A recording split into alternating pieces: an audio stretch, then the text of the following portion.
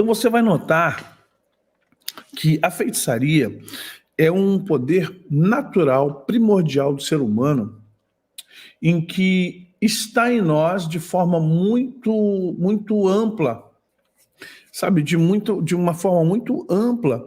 E você vê na Bíblia que fala-se muito de feiticeiros. E a gente tem, por que a Bíblia fala de feiticeiro? Por que as cartas de Paulo, o Apocalipse, vai falar de feiticeiros? Porque a feitiçaria está inserida na alma. E a gente vai ver isso de forma bem natural. Porque o que acontece conosco? Nós não temos talvez a dimensão do entendimento que as obras da carne são manifestas, as quais são adultério, fornicação, impureza, lascívia. É uma seção, sexualidade. Olha a segunda seção. Idolatria e feitiçaria, a segunda seção. Inimizade, porfia, emulações, iras, pelejas, dissensões, é uma outra seção. Heresias, invejas, homicídios, bebedices, invejas, uma outra seção. Homicídios, bebedices, ou seja, você vai ver que Paulo ele vai manifestando algumas situações, mas ele deixa bem claro que a feitiçaria e a idolatria, que é idolatria, elas estão interligadas e nos trazem alguns aspectos muito importantes e interessantes de observar. A feitiçaria e idolatria já estão dentro de nós. Não é algo que o diabo vai colocar em você. Não é algo que o diabo está fazendo com você. Não é algo assim, porque eu, na verdade, o diabo tem colocado e tem feito, não sei porquê. Não. Há coisas que já elas são inerentes à humanidade. Quando o homem cai, ele cai do seu domicílio, que é o domicílio divino. Karine, Deus abençoe, muito obrigado por sua oferta. Quando o homem cai do seu domicílio natural e torna-se uma pessoa comum, e Deus avisou, no dia em que vocês comerem, vocês vão morrer. E as pessoas pensaram em morte biológica, aquela morte instantânea, aquela morte... Não, a morte que Deus falou é morte espiritual que decorreria na morte... na morte de toda a sua vida, né? Então vamos entender. Vamos olhar para nós e entender o seguinte: a feitiçaria ela está em potencial dentro de nós. Todos nós. Por que Jesus vai dizer àquelas pessoas no último dia?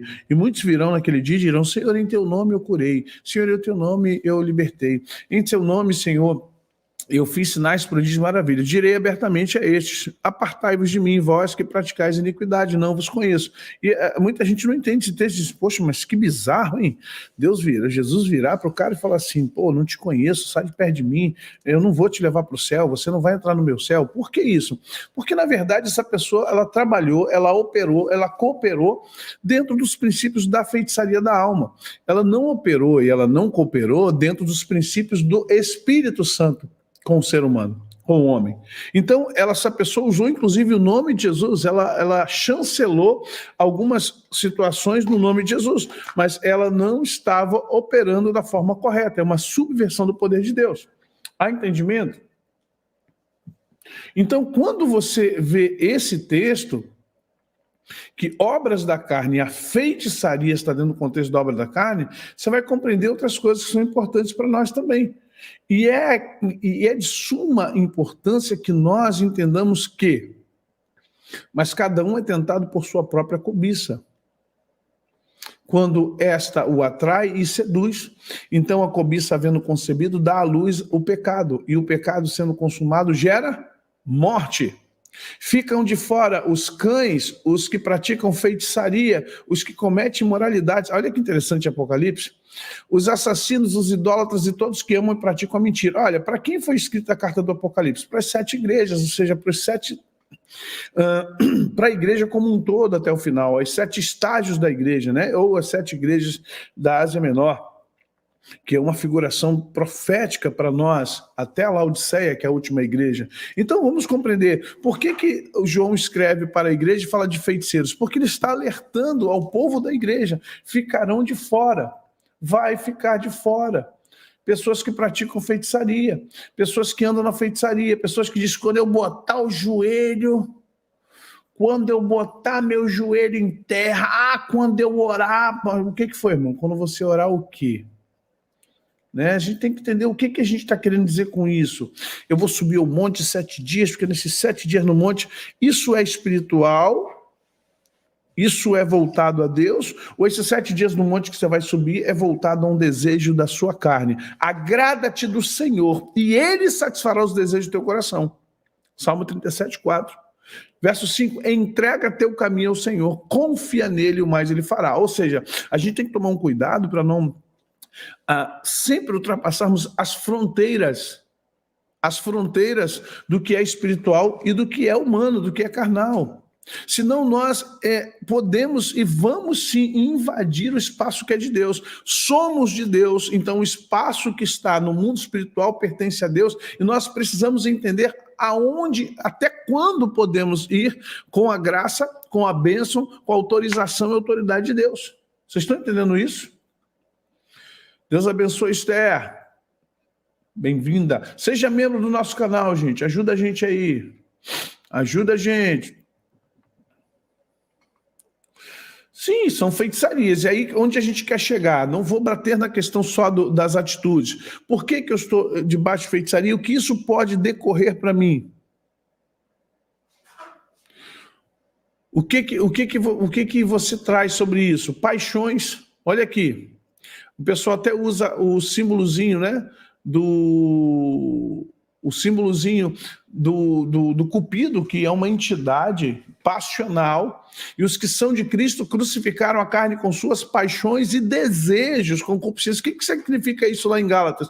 E os que são de Cristo crucificaram as suas paixões, porque as paixões, elas abrem um precedente para a feitiçaria. A feitiçaria, ela... Preste atenção, quanto isso é sério, gente. Isso aqui dentro do curso a gente vai falar sobre isso. Como Satanás, como os demônios conseguem entrar nos nossos sonhos, como os demônios conseguem... Eles não adivinham o pensamento, mas como é que eles sabem o que eu estou desejando? Como é que a inteligência artificial te propõe, através de vários... Teve gente que já tem estado assustada.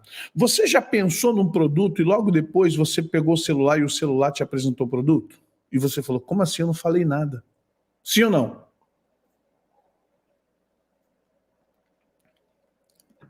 Você já parou para pensar que um dia você pensou num produto e de repente olhou o celular, o produto que você pensou apareceu? Você fez o quê? Fez o sinal da cruz? Tá amarrado. Você fez o quê? Botou aquela música do Yanni? Deus querido, nesta hora, eu queimo esse celular. Não, queimo não, Jesus, que foi caro. Meu pai, o que eu faço com esse negócio? Sabe, você olhou pro celular e falou assim, como assim? Como assim? Sim, mas você, o celular tem microfone, mas a pergunta não é essa. Você pensou, você não falou. É isso que é assustador. O assustador não é você falar bicicleta e o celular te apresentar bicicleta, carro e o celular te apresentar carro. É você pensar. Aí, primeira vez que aconteceu isso comigo, eu falei, tá amarrado? Que é isso? Tá repreendido? Tá para lá, filisteu. Oh, meu Deus, se a Monita aparece aqui comigo, eu comecei a clamar. Só que fui estudar, porque a gente tem que estudar, né? A sabedoria, ela clama o conhecimento. E quando eu fui estudar, o que aconteceu? O algoritmo, a IA, inteligência artificial, está migrando para consciência, artificial. Está migrando para a consciência artificial, para que a Bíblia possa se cumprir. Ok? E ele vai dar a imagem da besta à alma. Naquele dia o dragão vai dar a imagem da besta, vai dar a alma à imagem da besta. O que é a imagem da besta? Justamente um local de adoração. Quem não adorar, que não tiver a marca da besta. Então vamos compreender. Não, ô João Paulo, não emite não. Vou explicar o que é e vocês vão ficar abismados agora. A inteligência artificial está através de algoritmos ou através de um cálculo, né, de um cálculo matemático, literalmente adivinhação, os seus desejos, não seus pensamentos. Preste atenção. Paixões são concupiscências. Desejos, paixões geram feitiçarias. Preste atenção, fica ligado aqui agora no titio Maurício da creche da Tiananá. Vamos lá. sem espiritualizar, percebendo. A matemática é algo tão exata, a física e a mecânica é algo tão exatos, que com base no seu comportamento ele é traduzido em algoritmos. São bases mecânicas, bases físicas e bases matemáticas que fazem com que você não sabe, mas você e eu somos repetitivos.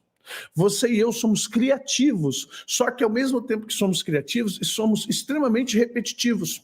E com isso, nós temos vícios de existência. Nós gostamos sempre das mesmas coisas, nos mesmos períodos, na mesma época. E então o que acontece? O algoritmo faz com que a gente seja tão previsível, Carlos, que ele consegue adivinhar e não ler pensamento, que você naquele momento está desejando uma coisa, um objeto, um carro, uma comida, com base no seu histórico de uso de anos. Com base no seu histórico de uso de anos das plataformas, dos internet banks, das compras na Americanas, no Mercado Livre, na OLX, juntando todas essas bases, tudo que você já fez, comprou, ele vai começando a costurar onde você vai chegar naquele dia, como você vai fazer naquele dia. Vocês estão entendendo? Com base nisso, ele adivinha, mas adivinha com ciência. O que é fascinante nisso tudo é que ele consegue adivinhar com ciência, ele não adivinha com feitiçaria. Ele não adivinha no mundo espiritual, ele não invoca nenhum tipo de espírito, ou consciência ou demônio para adivinhar o que você está pensando. Ele faz isso com base na ciência e na matemática, através dos algoritmos. E aí ele consegue perceber que você de alguma forma, vai ter aquele comportamento, então ele reforça o seu desejo mostrando o objeto. Vocês estão entendendo isso aí, gente?